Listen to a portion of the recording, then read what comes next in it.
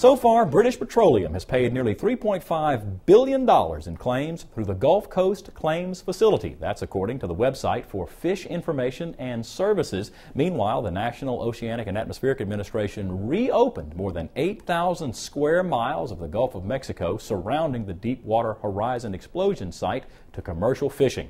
As This Week in Louisiana Agriculture's Avery Davidson shows us, there are other signs of recovery in the state's seafood marketplace. Gulf oysters are again going by on conveyor belts at the Avery oyster processing facility in St. Mary Parish.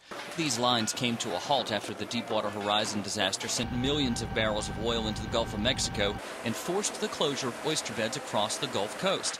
On November 3rd, the owners here were able to reopen and hire back all but 3 of their original employees.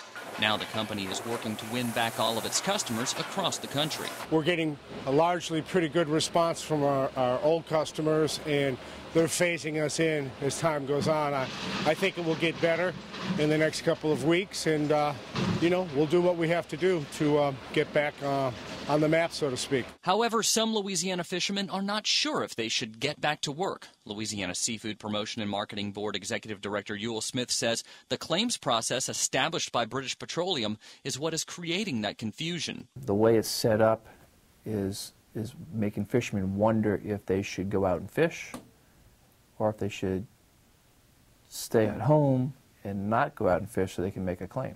They don't know what to do. There's no defining point in time as to when the process begins and ends, and it's just creating a lot of uncertainty in the marketplace. Another source of uncertainty is how dispersants used by BP to clean up the oil spill could affect seafood, most notably the main one used, Corexit 9500A.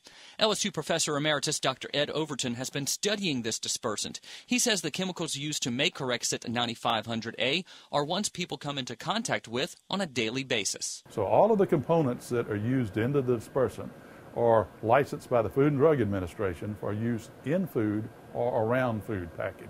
More importantly, Dr. Overton says that should carry a strong message. Well, that means that our seafood is safe to eat. There's precious little seafood that is tested as much as the seafood from the Gulf of Mexico right now, and it is passing those tests. And with companies like Ameripure back in business, it's now time to see if it passes the most important test, your taste test. I'm Avery Davidson for This Week in Louisiana Agriculture.